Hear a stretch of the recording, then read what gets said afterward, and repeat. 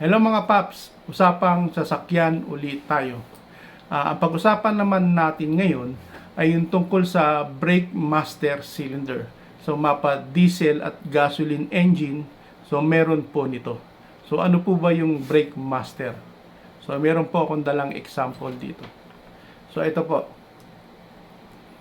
Ito po yung brake master cylinder. So ito po yung brake fluid reservoir kung saan po kayo nagre-refill ng fluid, no? Ito po.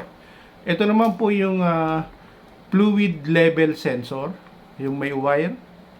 At ito naman po yung master cylinder. Yan. Ano po ba ang trabaho nitong brake master cylinder? So ito po yung nagko-convert po ng mechanical force galing po sa brake pedal into hydraulic pressure. Kaya po humihinto yung sasakyan. So dahil po yun dito. So ngayon po, kung makikita nyo po, meron po itong brake master cylinder. Meron po itong dalawang chamber. So ito po yung primary chamber. Ito po, itong isa. At ito naman po yung secondary chamber. So itong primary chamber po, ito po yung para po sa front brakes. So, sa harapang gulong na preno. So ito po yon primary chamber. So yung secondary naman po, ito naman po yung para sa rear brakes, panglikurang gulong na preno.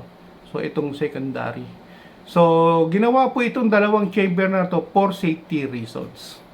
So ngayon, pag ito po sira o nagmamalfunction, ano po ba ang mangyayari sa sasakyan? Unang-una po, mararamdaman niyo po yan.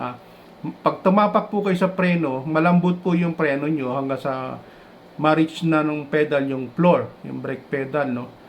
Yung malambot. So, unsafe po yun, delikado na po yun, hanggang sa mawalan kayo ng preno. Dahil dito po, pagka nagmamalfunction na po itong brake master cylinder. So, pinapalitan po yung repair kit po nito sa loob. So, may mga repair kit po yan.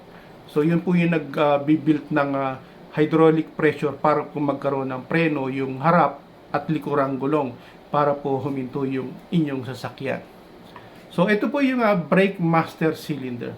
So, konting kaalaman lang po.